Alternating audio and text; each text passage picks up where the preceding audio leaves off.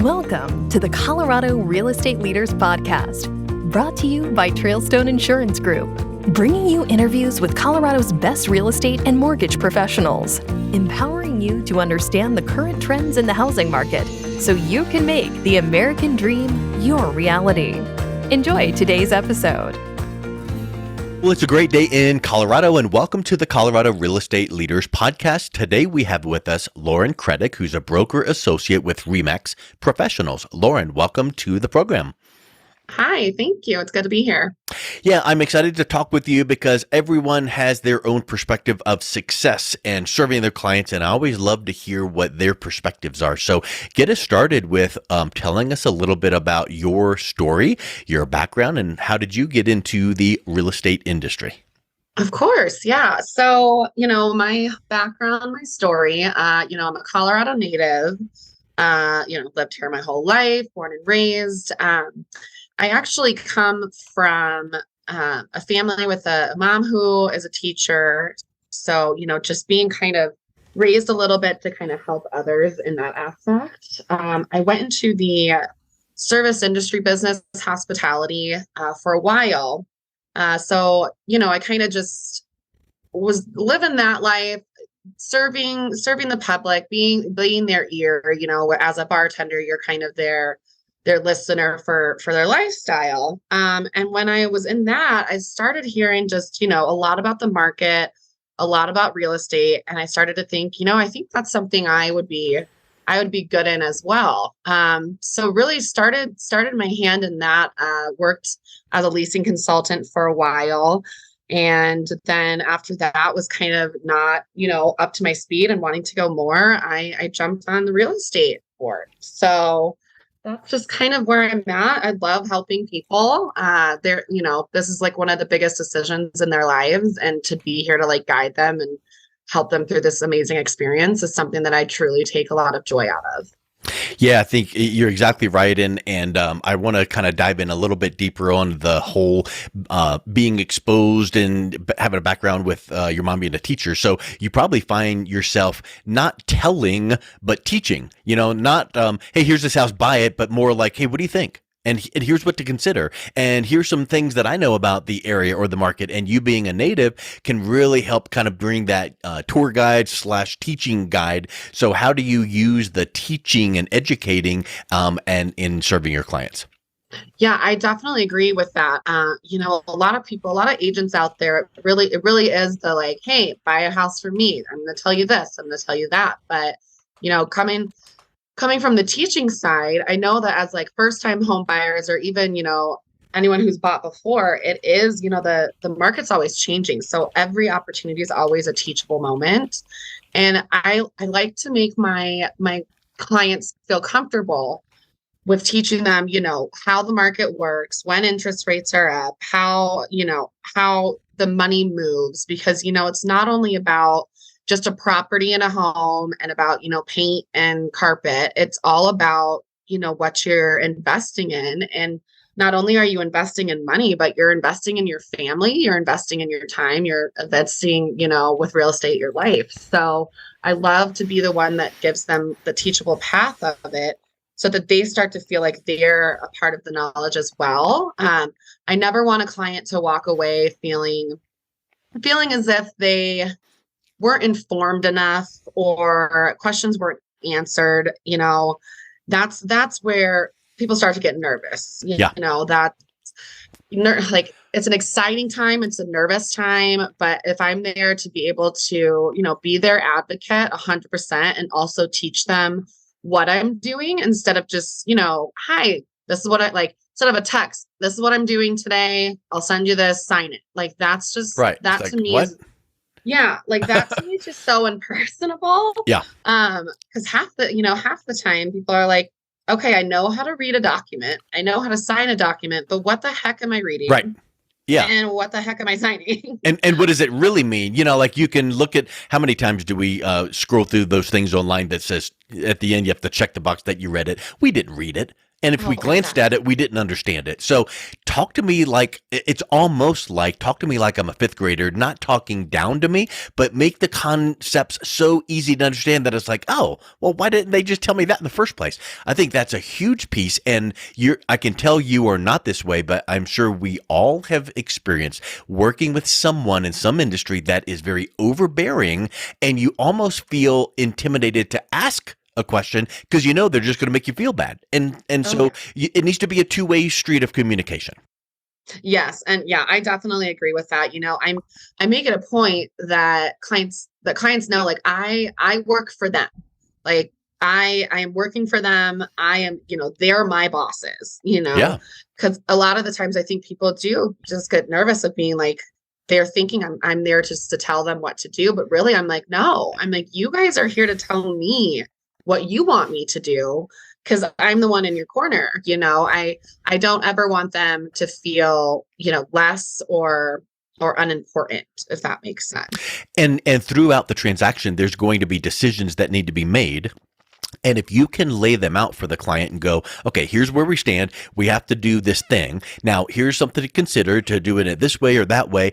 Well, when you're in that situation, Lauren Creadick has zero benefit whichever way they go. So it doesn't matter. You're not trying to guide them to get something out of it. It's like, hey, look, we got to get past this obstacle here. Here's what to consider. And I think that when you approach it like that, it's just that unseen vibe of, yeah, she's got my back.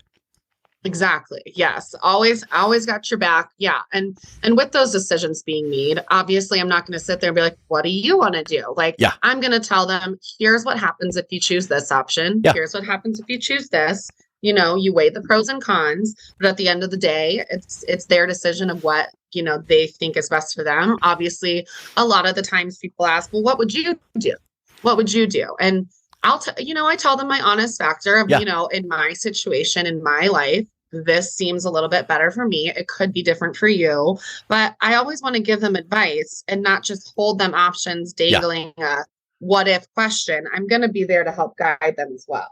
Because, your life personally could be different than their life personally. And so it might be like, well, hey, you've got, 4 kids in your family. I don't. So it doesn't really, I can tell you what I would do myself personally, but I think that taking into consideration their situation, they really appreciate that. And the word empathy then comes to mind, because when you can understand, empathize, and then educate, teach, right? Exactly. They really, it just almost becomes like a synergy together where it's like, thank you so much because I don't feel pressured. I'm understanding the process, and we got to this quote unquote closing, but it really wasn't a closing. It was an opening of a relationship because, wow, Lauren is the deal. Yeah.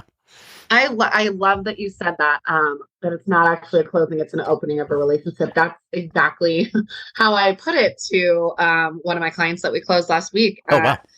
It's literally where I was like, I'm like, we're here at the closing table, we're signing stuff. I was like, but just to let you know, I'm like, you got me for life.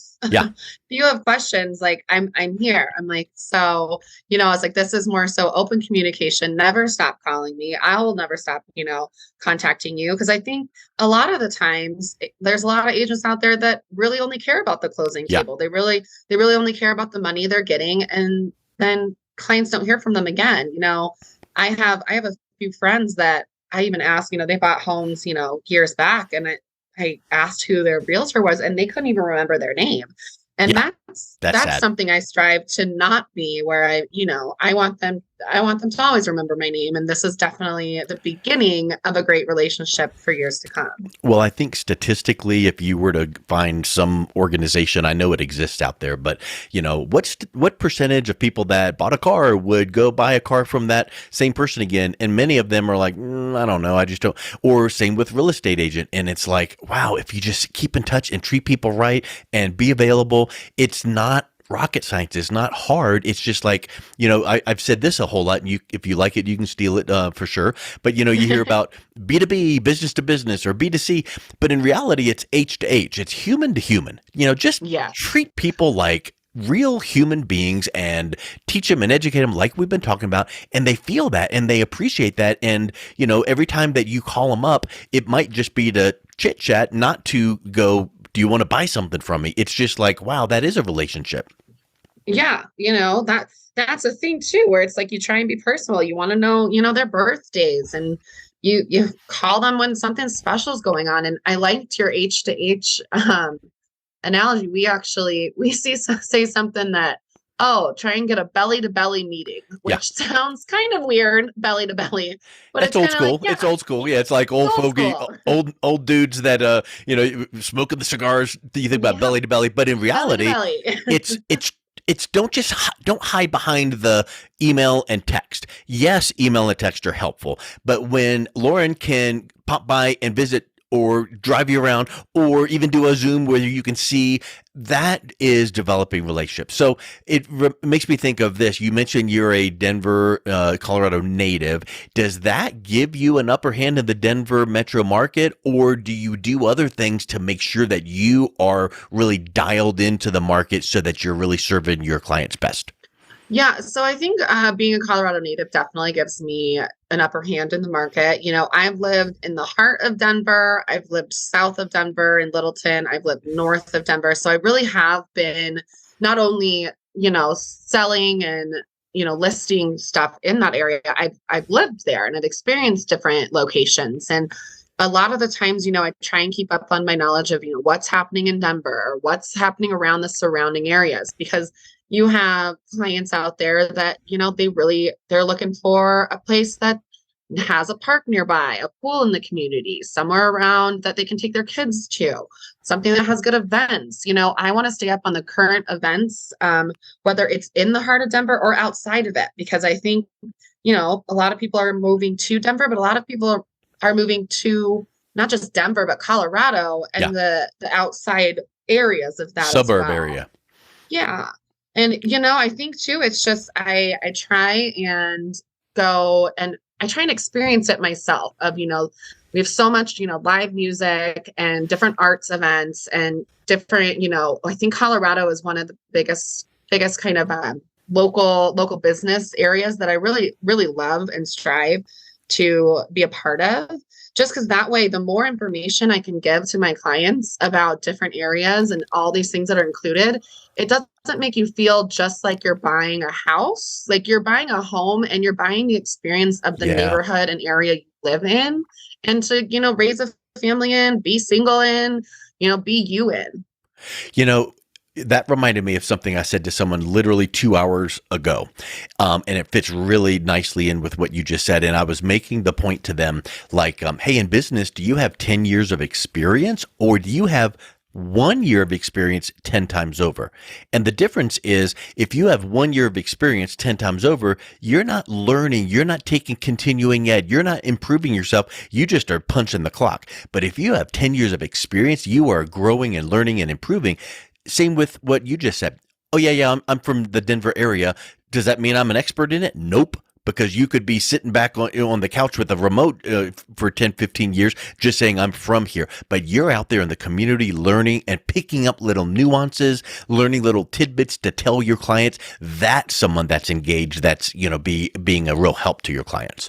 Yes, yeah, definitely. I have to be in the mix. I feel very left out.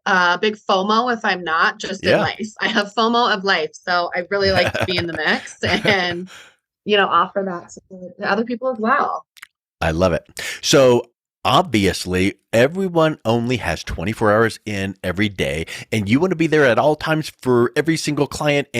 But do you ever draw the line? How do you manage being fully there for your clients, but also being balanced and having a work-life balance, because you got to recharge yourself? So how do you handle that in your life?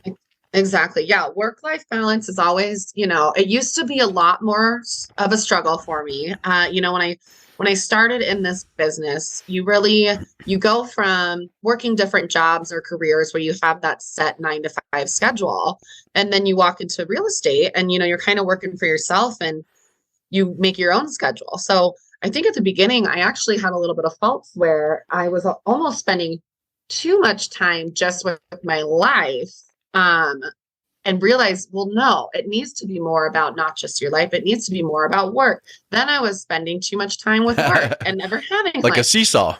It was. So I think I finally, a few years ago found that happy balance where work is my life, but I still need those times to myself. I really become very involved with my clients and their lives, and I want to be there for, their every need. But I think what's most important is that you kind of set not really boundaries, but times for yourself. I have my morning routine I do every morning before I even, look at the computer, start work, and I have my night routine as well. I pretty much am 24-hour on call, except I give myself, that time. I guess I'm not 24-hour. I'm about 15 hours, but you give yourself that time. Yeah. So it's where I will always respond as I can, but at 8 o'clock at night or 7 o'clock at night, I have to have me time. I have to start doing my own life stuff. So it's if you took a car and you put the pedal to the metal and you went out on the Autobahn and you could drive as fast as you want, at some point that engine's going to give up because it's just gone crazy. So at some point we as humans have to have that downtime, that balance. And I think where it gets really fun is it's like, okay, hold up. I want to go do this fun thing, but why don't I do it with some of my referral sources, strategic alliances and clients, and we'll just do it all fun together. And then now all of a sudden it takes it to the whole next level. So I think that becomes something where people start attaining to, and you're serving your clients and they're seeing that your personal side because it's fun, but yet it's not some pushy like, oh, I know she wants something from me. It's like, oh yeah, I'll go hang out and do that thing with you. Oh, exactly. Yeah. We do a annual charity casino night all the time that we have a lot of clients come to. Rocky's opening day is coming up. We do that, but there's so many things I do, for clients to be involved with. Cause once again, you're not just a client, you're a part of this family. You're a part of my, my Griffith Home Team family, Remax family, Lauren Creadick family. You're a part of it. Yes. I think that is spectacular. So I think this, Lauren, just from the overall approach that you take to learning the area and sharing that with your clients and teaching them and being just part of their lives, and then opening that relationship. If someone is interested in going, hey, let me learn more about you, what's the best way they can reach out and connect with you? Best way they can reach out and to connect with me, definitely check me out. My website is going to be www.griffithhometeam.com. That goes over my whole team, everything that we've been doing. But if you want to get to know a little bit more about me, you can visit my blog, and the information for that is down below. Awesome. Well, I really appreciate you coming on. It was a real pleasure talking with you today. Awesome. It was a pleasure talking with you too. And you have a good rest of your day. Thank you for listening to the Colorado Real Estate Leaders Podcast, brought to you by Trailstone Insurance Group. To learn more about the topics mentioned on today's show or listen to past episodes, visit www.coloradorealestateleaders.com.